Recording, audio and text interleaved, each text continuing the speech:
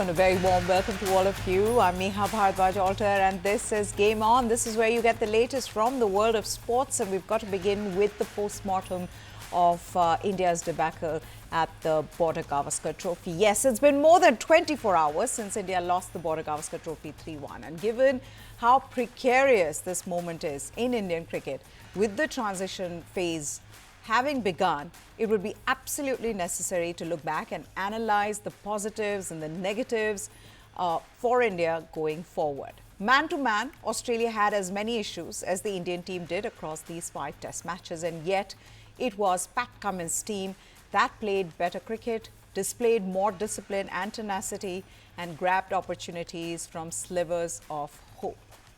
Before we get into the negatives, let's quickly list the 3 silver linings for India in this series. And we've got to begin with Jasprit Bumrah. Jasprit Bumrah's perseverance was sublime. And on this tour, he cemented his name as an all-time great. He was the main reason that India won in Perth and a major factor in India competing in the 4 other matches. Jasprit Bumrah ended the series with 32 wickets at an average of 13.06, the most by an Indian in an away test series. Bumrah went past Bishan Singh Bedi's 32 scalps during the 5-match series in Australia in 1977-1978. That's the first positive. The second positive for India was Yashasvi Jaiswal. Yashasvi Jaiswal ended his first trip to Australia with 391 runs at an average of 43.44 with a superb 161 in Perth and 2 scores in the 80s in Melbourne. After being bowled for a duck in the first innings in Perth, Jaiswal scripted a brilliant comeback, scoring a match-winning century. He struck 161 off 297 deliveries. India went on to win that game, and that was the only game that India won. Number 3, the third positive for India is Nitish Kumar Reddy. The all-rounder played all 5 tests and came in second to Jaiswal with 298 runs at 37, hitting a maiden century at the MCG. The visitors had lost 7 wickets for 221 in the first innings, along with Washington Sundar. Reddy helped India recover. He scored 114 runs off 189 deliveries. He smashed 11 fours and a 6 on his way to his first 100 at the iconic MCG, making the world take notice of his special talent. So, those are the positives, but the positives end there. Now to the negatives. Workload having gone wrong for Bumrah. Jasprit Bumrah took 32 wickets at an average of 13 runs, but he was also made to bowl 151.2 overs, which resulted in him leaving the field on day 2 of the final test for scans, never to return during that match. The question that the Indian team management needs to ask is how big a role did that workload play in Bumrah's injury, and how can that be avoided given he is carrying his team almost single-handedly on his shoulders. The other 8 Indian bowlers took 48 wickets at 37 runs per wicket. So the difference between Jasprit Bumrah and the other bowlers is huge. Then to the other negative. India's senior pros, they failed miserably. India's 2 top scorers of the tour were a 23-year-old and a 22-year-old, both playing in Australia for the first time. The team's 2 most senior cricketers in Rohit Sharma and Virat Kohli averaged 6.20 and 23.75 respectively. The third most experienced player, Rahul, he ended up with a series batting average of 30, which many will say, which shrugged shoulders, is a typical Rahul series. He starts well, then fades away sharply. Kohli, let's talk about him. He averaged under 24 in these 5 test matches, by far his lowest for any series of 5 matches, lower than the 27 he averaged in England in 2020-2021. But subtract that unbeaten 100 in the second innings in Perth, and he managed just 90 runs from 8 innings. That's an average of 11.25. If you discount that century, Virat Kohli averaged 11.25. But more than the damning stats is Virat Kohli's inability, or is it his stubbornness? We don't know, to fix his problems outside off stump. Each of his 8 dismissals in Australia were to shots played to pacers when the ball landed on an offside off stump. Going back to mid-2021, and this is an interesting stat for all Kohli fans. Kohli has been out 24 times to pacers in similar manner. And in these 3.5 years, his average is under 33 in Test cricket. That's huge. That means that it has not just been recent. Virat Kohli has been struggling in Test cricket for some time now. Then on to the other negative, which is what Australia did very well against India, is shutdown of Rishabh Pant. One reason for Australia's success in this BGT is their near-complete shutdown of Rishabh Pant. In his first tour of Australia back in 2018-2019, when Kohli's team became the first Asian side to win a Test series there, Pant averaged 58. During COVID, when the BGT was again won on Australian soil, Pant averaged 68.50 with sublime innings in Sydney and Brisbane. This time around, Rishabh Pant was reduced to an average of 28 with 1 half-century in 5 tests. Australia used to play Nathan Lyon just to get Pant. It so often seemed, but in this series, the pacers, particularly the scheming genius called Pat Cummins, he systematically targeted Pant. Yes, his 2 crazy shots at the MCG were a big reason for India's defeat, but there is no discrediting the thinking that went into Australia's plans to keep Pant quiet. And then it is India's overall batting failures and repeated batting failures and their poor selection calls. Yes, Indian batting lineup were just not equipped collectively to cope with tough tracks and a quality pace attack. Of their 9 completed innings, 6 did not reach 200. It didn't help that India picked the wrong 11 in 4 of the 5 tests. Where Kohli and Shastri used to put a premium on 5 specialist bowlers, including at times 4 pacers, the Rohit Gautam Gambhir combination repeatedly masked over a faltering batting lineup by playing all-rounders, up to 3 in one game bizarrely. Test cricket is tailor-made for specialist cricketers, and this Indian team management valued nominal batting cover in the form of Nitish Reddy, Washington Sundar and Ravindra Jadeja. How can anyone justify playing 2 spinners on an absolutely green SCG track where the 3rd fastest result at the venue was witnessed? Why was Shubman Gill dropped to accommodate Rohit Sharma? Shubman Gill is the 2nd highest run getter for India in Test cricket in 2024. Why was KL Rahul the sacrificial lamb when Rohit suddenly decided to open again? So then you shift KL Rahul back into the middle order. Why did it take so long for the management to play Prasidh Krishna? Why was Akashdeep's control not valued until the 3rd test? Why bring in Harshit Rana? No questions from the team management and selectors. They've given no answers to these questions. Instead, there's denial and banal statements. They may not have any answers for the media, but with no Test cricket until the 3rd week of June, they have plenty of work on their hands. Will fading stars and non-performing youngsters be picked for 5 tests in England based on Champions Trophy and IPL form? Will Rohit Sharma and Virat Kohli be part of that team? There are just questions and questions, and we'll have to wait to find out the answers. We move on now, and Olympic gold medal winner Neeraj Chopra, he has made a huge statement on doping in India and sent a message to the younger athletes. India's most successful individual Olympic athlete with a gold and a silver has confessed that there is widespread doping in Indian domestic competitions. The World Anti-Doping Agency had revealed in a latest study that India had the highest number of drug cheats in the world in 2022. India has also been named as the 2nd worst country for positive doping cases by minors in a 10-year global study. In an interview, Chopra has admitted that doping has become a big problem among Indian athletes. He also talked about the negative repercussions of doping and the role of coaches in providing sound guidance. Speaking to the Lallan Top website, Chopra said, and I quote, "Totally, nowadays doping is a big problem in India.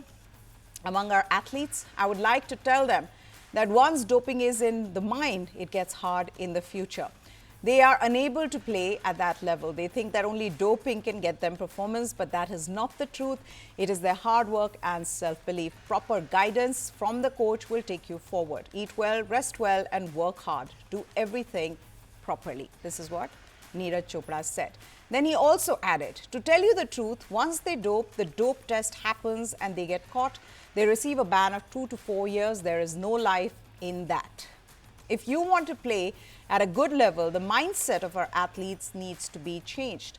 I request the coaches to not tell them that doping will help them and keep them far away from it. So a huge statement from India's Olympic gold medal winner saying that doping is rampant in domestic competitions and that the youngsters need to keep away from it. Now we move on to football, and Premier League leaders Liverpool had to settle for a 1-point draw after Amad Diallo. He struck a late equaliser to earn a struggling Manchester United an excellent draw at Anfield. It looked as though Ruben Amorim's United would go home empty-handed despite a vastly improved display. But Diallo swept in a shot in the 80th minute to earn his side a draw and prevent Liverpool from opening an 8-point lead at the top. United went ahead in the 52nd minute when Lisandro Martinez powered home a ferocious shot from a tight angle. But an off-key Liverpool responded 7 minutes later with Cody Gakpo curling home a stunning equaliser before Mohamed Salah put the hosts ahead from a penalty spot. After Diallo's leveller, both sides had chances to win in a frantic finale, with United's Harry Maguire spooning a glorious chance over the crossbar with the last kick of the game. As the fans made for the exits on a freezing afternoon, it was United's who were the happiest after watching a display that offered a hope for better things to come in 2025. Liverpool remain in control of the title race with 46 points from 19 games, 6 ahead of Arsenal with a game in hand as they seek to equal United's 20 English crowns. United moved up a place to 13th with 23 points. United had lost 5 of their last 6 league games, with relegation being aired as a possibility, while Liverpool won their last 3 games, scoring 14 goals in the process. But Amorim's side produced a courageous display as they went toe-to-toe with a strangely ragged Liverpool. United's positivity, it was finally rewarded when, right after the interval, as Trent Alexander-Arnold gave the ball away yet again, and Fernandes then neatly picked out Martinez to lash an unstoppable shot past Alisson. Liverpool looked shocked but hit back in a stunning fashion as McAllister, he slid a pass to Gakpo down the left, and he cut back inside to curl a shot beyond Andre Onana. The game was then turned on its head as Mati de Ligt, he blocked a header with his raised arm, and after a VAR check, referee Michael Oliver, he pointed to the spot and Salah did the rest. United were not finished though, and substitute Alejandro Garnacho, he crossed low for Diallo to strike home. Now, Manchester United boss Ruben Amorim was delighted with the intensity his side showed in their breathless 2-all draw, but said his team's performance left him wanting more. A week after, Amorim said his reeling team could face the threat of relegation. Lisandro Martinez, Amad Diallo, they scored United's goals first goals in the cauldron of Anfield since 2018. So a huge moment for them, especially because of how bad things have been going for Manchester United and Ruben Amorim. Listen in. It's really clear. We lost 3 games in a row at home. Some of the games we suffered like 2 goals without doing nothing. So I'm upset today, really upset, because when I'm pleased for the performance. But everybody today is going to say to that team that they did a good job. So today I'm allowed to be the only guy upset with the team. But today we were a team. I want to see my team to play so much better. But I think the most important thing to address today is the mentality, and that is the key for everything. So today we were a different team. Not because of the system, not because of the technical aspect of the game, the tactical aspect of the game. We face the competition in the way that we're supposed to face every day. training and match. It doesn't matter the place, the opponent. We need to face the every day like that. I don't want to use that, but of course, when you train, you understand better the way we play, the positioning, the characteristics of the teammate. That things are really important. But I don't want to use that today. Today is all about the focus when you are playing football.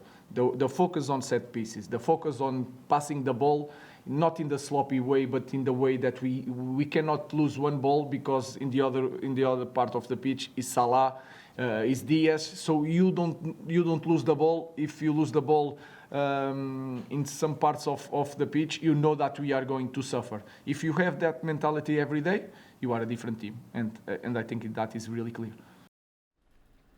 Liverpool boss Arne slot. He defended Trent AlexanderArnold, who drew scathing criticism from pundits after their 2-2 draw with mid-table Manchester United on Sunday.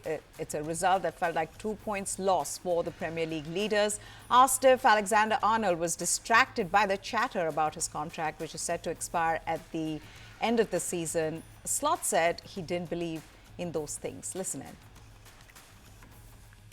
Of course, it feels for us as 2 points dropped.